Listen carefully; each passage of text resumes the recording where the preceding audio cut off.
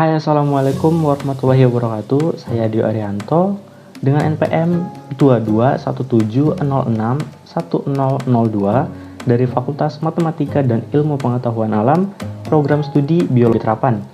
Di sini saya akan meringkas seluruh materi yang telah disampaikan pada PKKMB atau Pengenalan Kehidupan Kampus bagi Mahasiswa Baru Universitas Lampung pada tahun 2022 yang telah dilaksanakan selama 4 hari, yaitu tanggal 15 hingga 16 PKKMB pada tingkat universitas, pada tanggal 18 PKKMB pada tingkat fakultas, dan pada tanggal 19 Agustus 2022 PKKMB pada tingkat jurusan.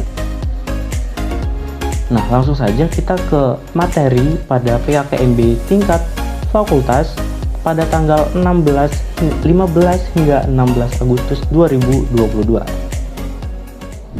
PKKMB hari pertama ini diisi oleh para pemateri, yaitu pemateri pertama Irjen Pol Dr. Ahmad Wiyagus SIK, MSI, MM. Kemudian pemateri kedua oleh Dr. Susetia Herawati, ST, MSI. Kemudian oleh Profesor Dr. Kiai Haji Said Akil Siroji, MA. Pada materi pertama yang disampaikan oleh Irjen Pol Dr. Ahmad Wiyagus SIK, MSI, MM yang membahas tentang peran kepolisian terhadap kejahatan digital. Beberapa contoh kejahatan digital yaitu pornografi, pelanggaran hak cipta, penipuan online, judi online, dan pencemaran nama baik.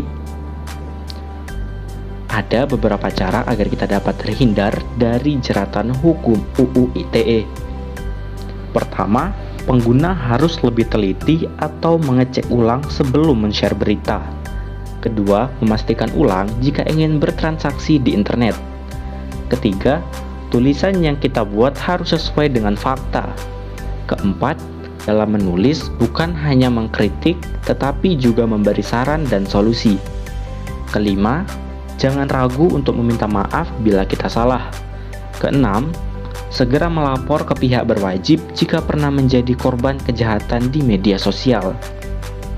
Kemudian dilanjut ke materi kedua yang dibawakan oleh Dr. Susetia Herawati ST, MSI yang membahas tentang pengembangan karakter mahasiswa.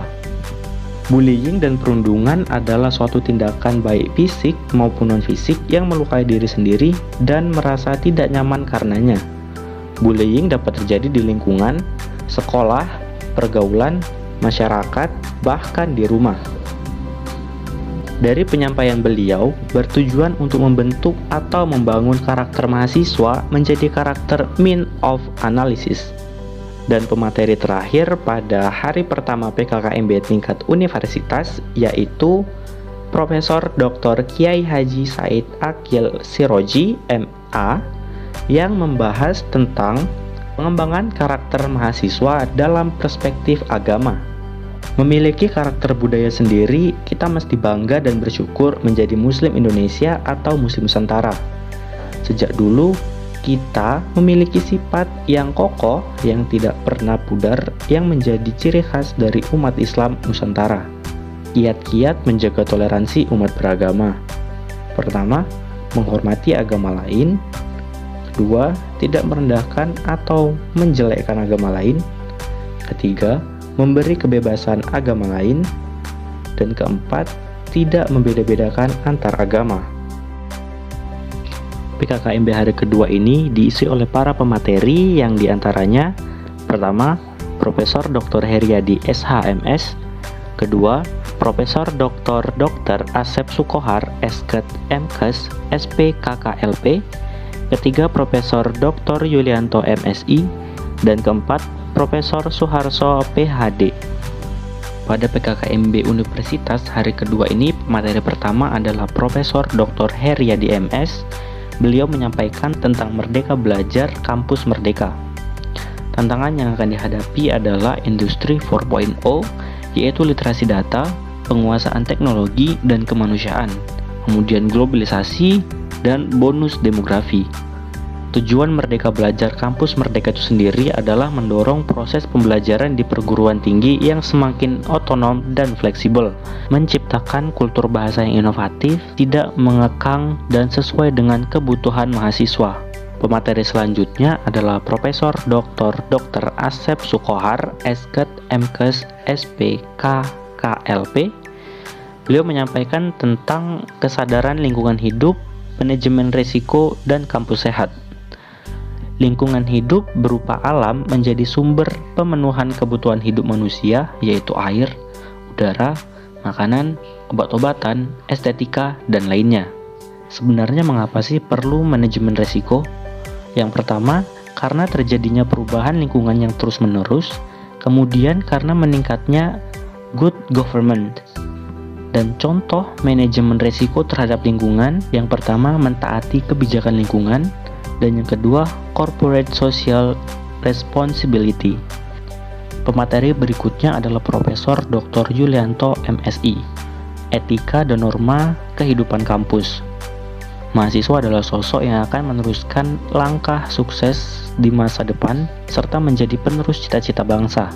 Sebagai atau menjadi mahasiswa, kita harus pertama mematuhi peraturan yang ada, kemudian kembangkan diri sesuai minat, dan aktif membaca dan memahami masalah, kemudian jujur, berintegritas, dan sopan.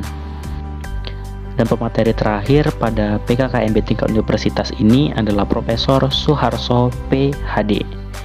Beliau menyampaikan tentang perguruan tinggi di era revolusi industri 4.0 dan kehidupan kampus pada masa pandemi.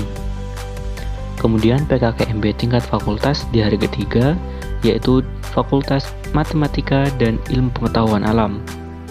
Dan yang menjadi pemateri pada PKKMB tingkat fakultas ini adalah Dr. Engineer Suripto Dwi Yono, SSI MT, Dr. Engineer Heri Satria, SSI MSI, Dr. Muslim Ansori MSI, Dr.